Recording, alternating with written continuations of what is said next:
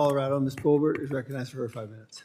Thank you, Mr. Chairman, and thank you to our witnesses for being here today. I would echo Ms. Hageman's statements. We have been unable to properly manage our forests for decades now, and it has really prevented us from being proactive when it comes to wildfires. I live in Colorado.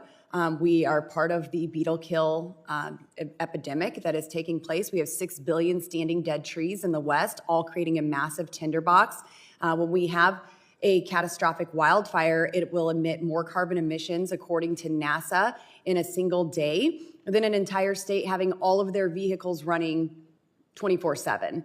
And this is a real problem, and we have to be proactive in managing our forests. And that really stems to everything. It is the core of everything. When we have unhealthy forests and we have unhealthy watersheds, about 80% of Colorado's municipal water comes from our forests.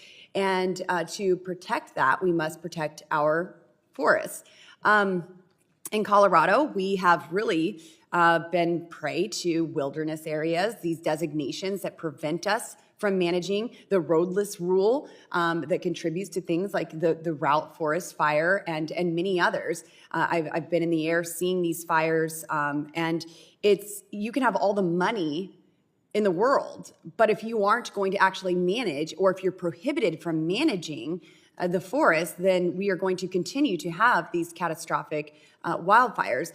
Chief Muncy, with all of the policy that is out there that prevents forest management, which policies would you like to see maybe deregulated in order to properly get to a goal of minimizing catastrophic wildfires before they happen?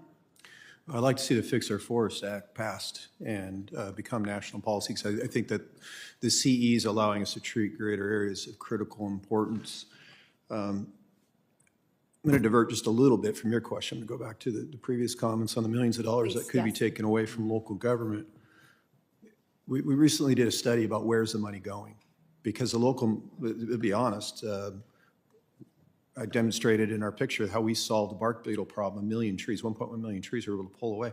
That money doesn't come to us. It's going to other groups that have no accountability. We're not focusing on the outcomes of where the dollars are going. We're focusing simply on what people are saying in the outputs.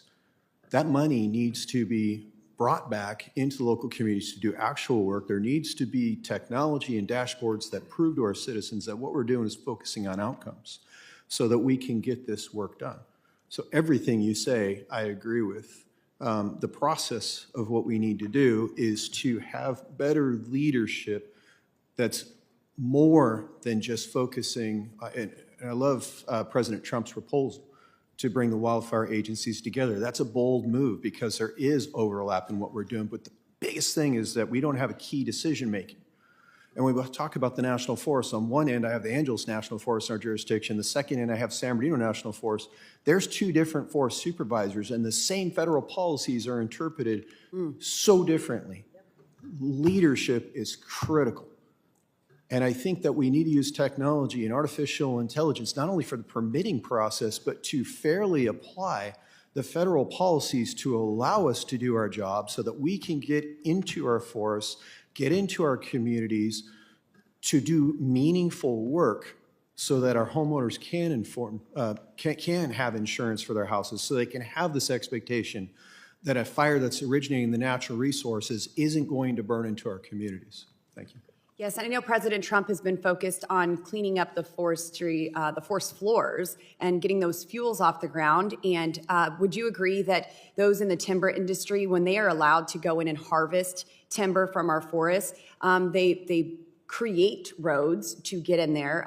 Does that benefit your fire mitigation efforts? I served on federal incident management teams for well over a decade, and so I've fought fires in forests that allowed the timber industry, and I will tell you unequivocally that the infrastructure that's in place allows us to access these fires.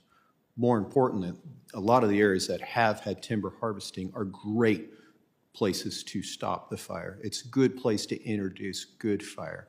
It's been extremely helpful having that infrastructure in place. I'm not a forester like Mr. Westerman, but I also understand. But I also understand that, and I watched a recent CNN interview that he did, that he's an outstanding football player, and he can weigh in on Travis Kelce and Taylor Swift and the Chiefs. Nice job, sir. Thank you, Chief. My time has expired. I yield. I think the gentleman for the